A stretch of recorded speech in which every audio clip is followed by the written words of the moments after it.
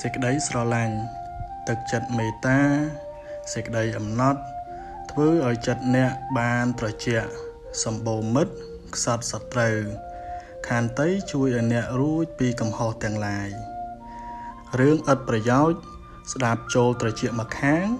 ហើយចេញត្រជាក់ម្ខាងទៀតក៏ល្អដែរទុកខួរក្បាលអ្នកដាក់រឿងមានប្រយោជន៍វិញនិយាយតិចប្រសើរជាងនិយាយច្រើននិយាយតិចប្រសើរជាងនិយាយច្រើនតែឥតបានការ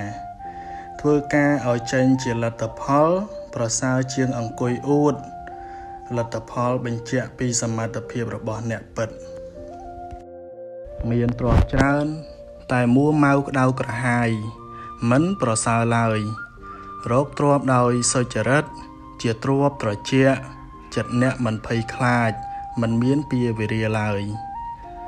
ធ្វើកិច្ចការងារអ្នកឲ្យបានល្អអានសៀវភៅស្ដាប់ធម៌អប់រំចិត្តប្រសើរជាងនិយាយដើមគេខាតពេលវេលាផងបាបផងមានពៀរវិរិយផងមានស្មារតីតាមដានចិត្តអ្នកជាប្រចាំទាញវាចេញពីអារម្មណ៍នាំឲ្យកើតទុក្ខបង្អោនទៅរកអារម្មណ៍នាំឲ្យកើតបុណ្យកុំបណ្ដោយវាតោងអារម្មណ៍ខុសច្រើនពេករកចំណេះរកទ្រព្យកុំភ្លេចរកធម៌ផងទើបជីវិតបានសុខ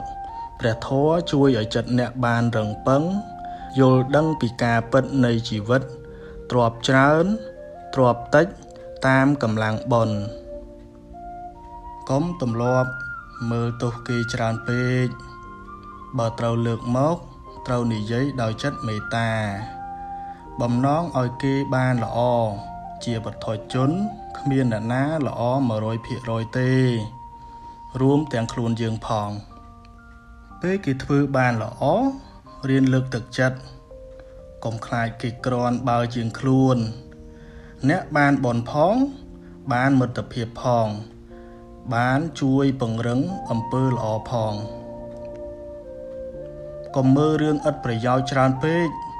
ខាតពេលផងខូចចិត្តផងសន្សំនិស្ស័យមិនល្អផងពេលវេលាមានតម្លៃណាស់រៀនសន្សំចំណេះសន្សំបុណ្យគ្រាន់បានជាទីពឹងផ្លូវចិត្តពេលជួបការលំបាកកុំអាលចុះចាញ់លឿនពេកខំប្រឹងឲ្យអស់ពីសមត្ថភាពសិនសំកិតទៀត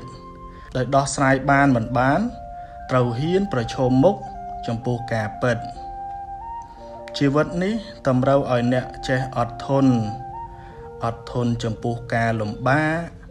អត់ធន់ចំពោះពាក្យសម្ដីគេអត់ធន់ចំពោះអកុសលខាងក្នុងអត់ធន់ចំពោះការប្រែប្រួលនៃសង្ខារ